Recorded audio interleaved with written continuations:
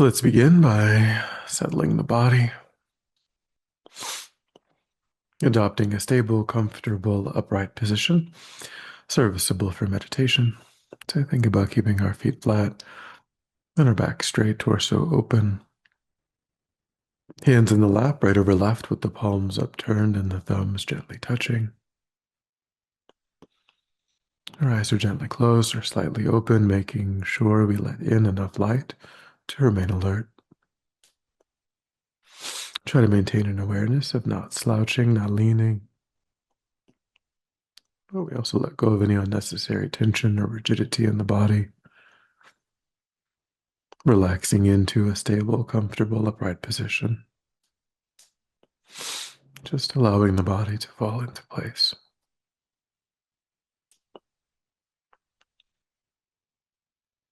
And we begin to let go of attending to the outside world, allowing sights and sounds to be as they are. No need to investigate.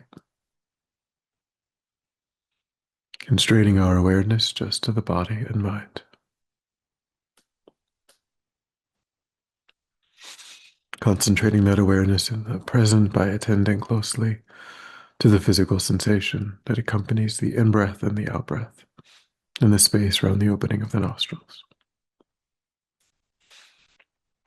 Giving ourselves the instruction to notice quickly when anything other than that one physical sensation is arising in the mind, and then without judgment or frustration to lift our awareness up from those distractions and to place it gently but firmly again and again on the breath.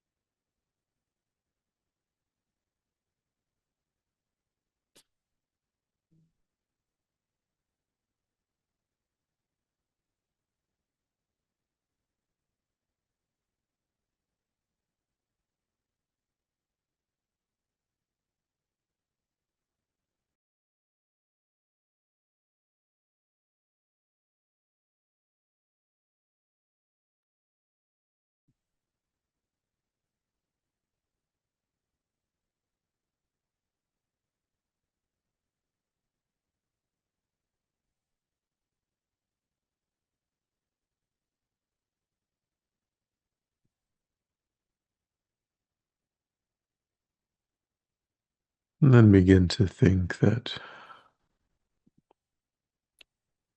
it's insufficient to simply try to avoid suffering in this life, even to avoid suffering in future lives, to seek only the highest, best, most comfortable opportunities within cyclic existence. I must instead become completely free of the round of death and rebirth.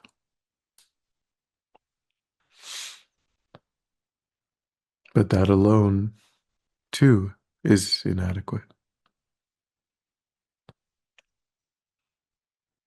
to attain simply the bliss of liberation for oneself would leave behind all other sentient beings.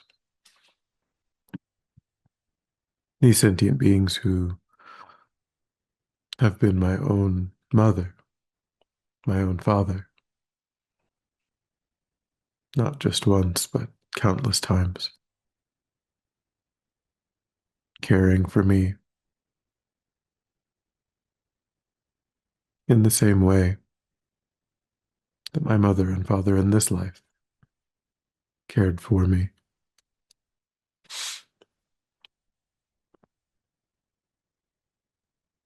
In other times, we've depended upon them for all of the food that we ate, all of the clothes that we wore, all of our knowledge, our skills, our enjoyments.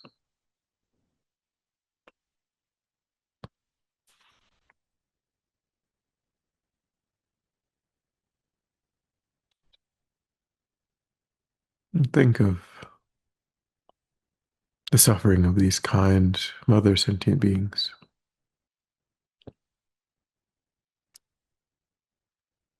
And feel a sense of responsibility to work for their benefit.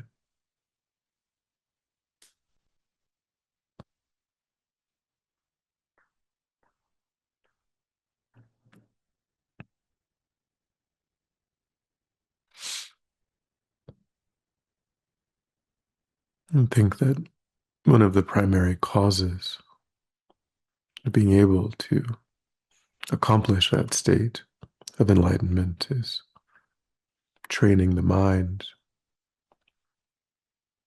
in the highest altruistic intention of bodhicitta.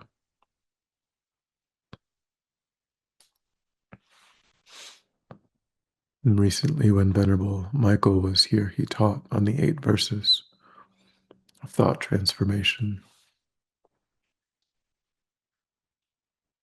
which is a training in generating this altruistic mind.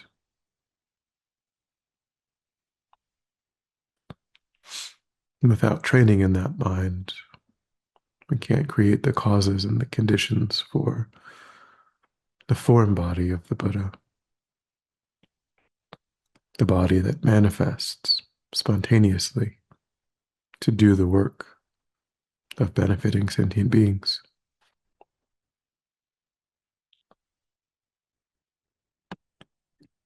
So we'll begin to meditate on these verses.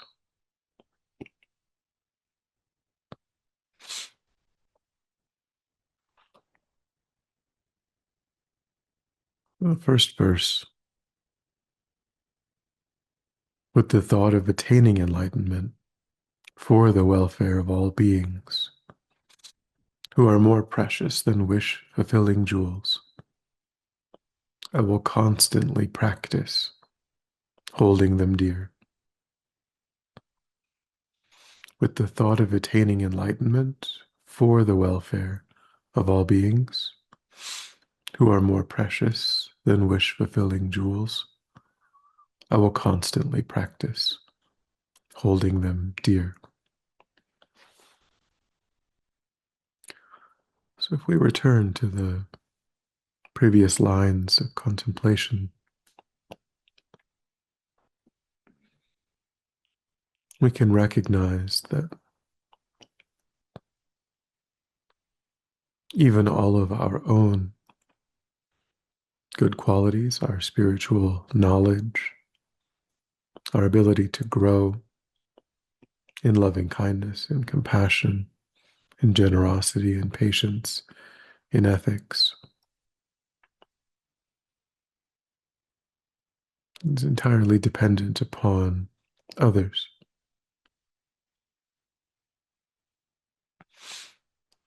Even those who are difficult.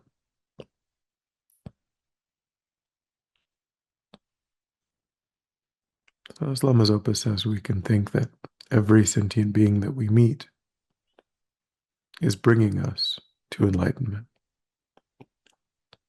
every conversation, every stranger, everyone in every public place,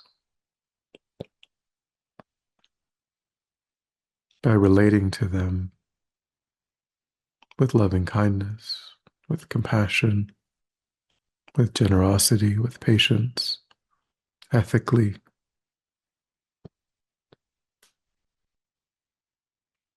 We are the ones who create the inner conditions for our own enlightenment.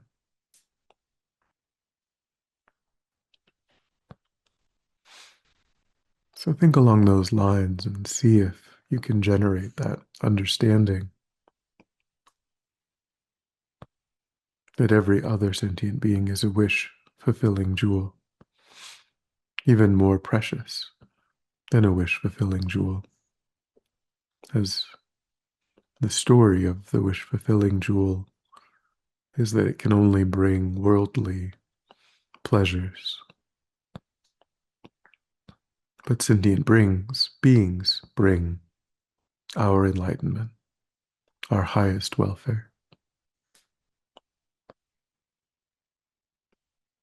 And try to cultivate that lens in your mind.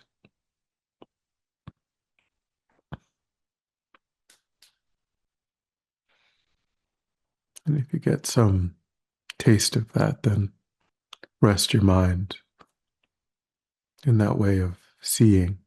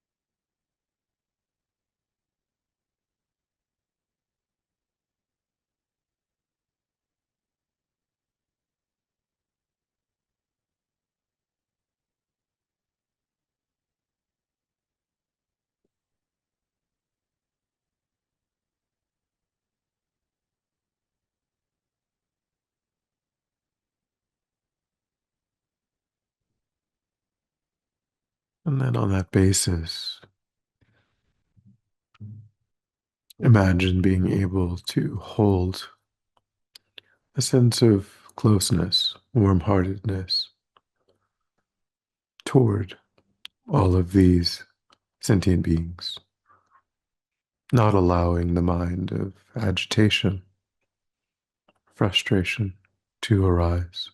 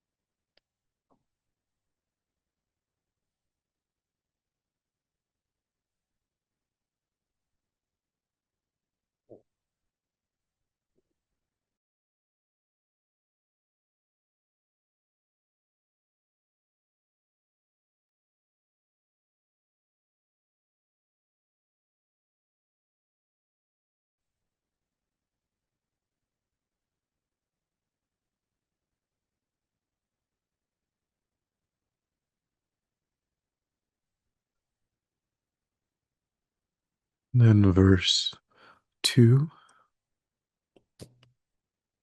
Whenever I am with others, I will practice seeing myself as the lowest of all, and from the very depths of my heart, I will hold others dear and supreme. Whenever I am with others, I will practice seeing myself as the lowest of all, and from the very depths of my heart, I will hold others dear and supreme.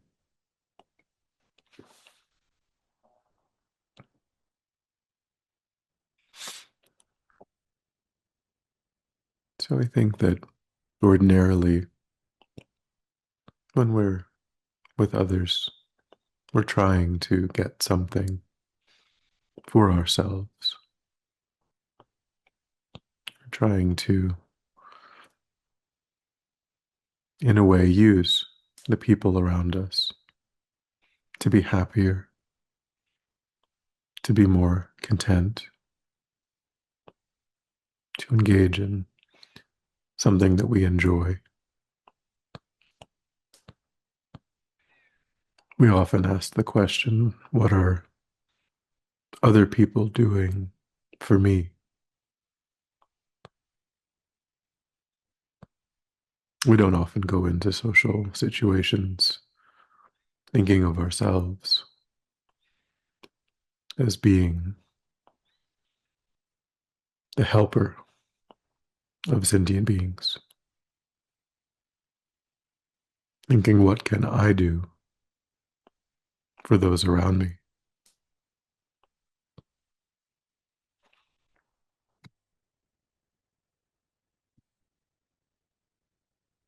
So imagine as you go about today, trying to reverse that habit,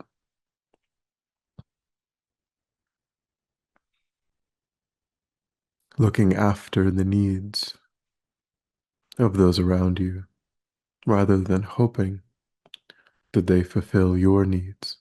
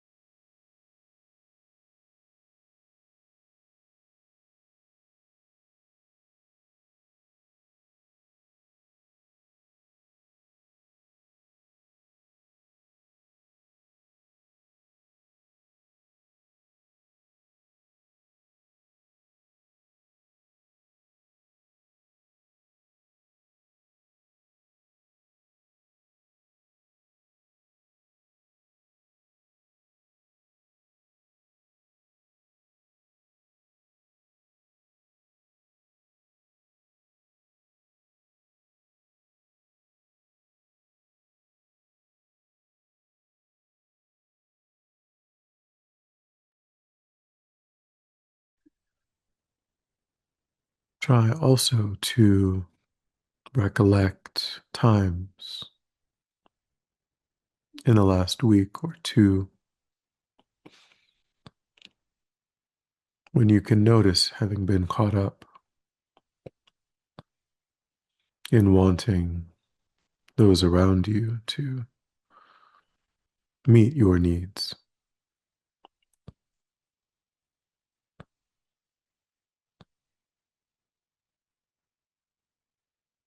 And imagine instead having gone into those situations being attentive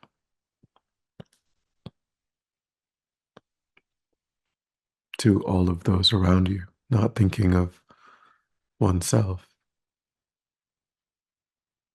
but thinking that you're here to be of benefit.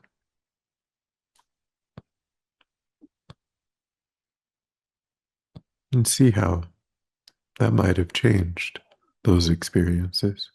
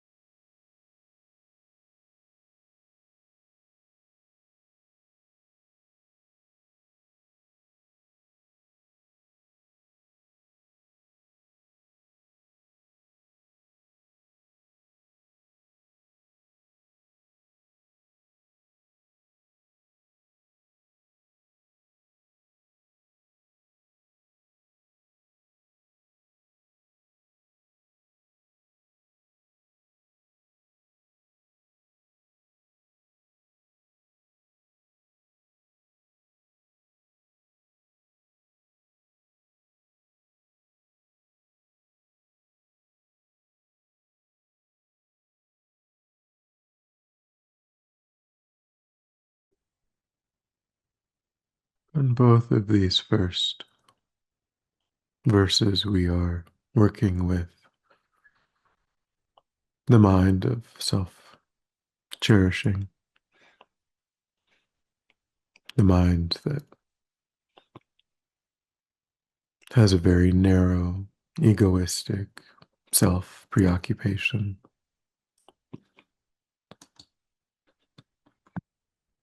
causes us to overlook others in the search for our own sense of pleasure, ease.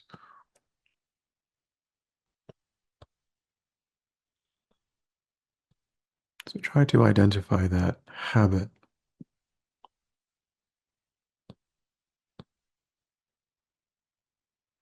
and see it as something that's blocking what we are called to do here, to see others as supreme and dear.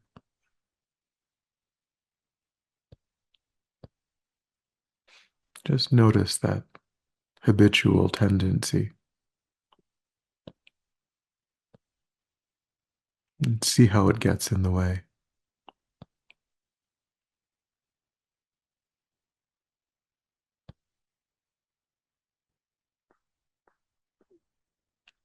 Try to give rise to a strong determination to notice its arisal and to apply these antidotes, to recollect these instructions.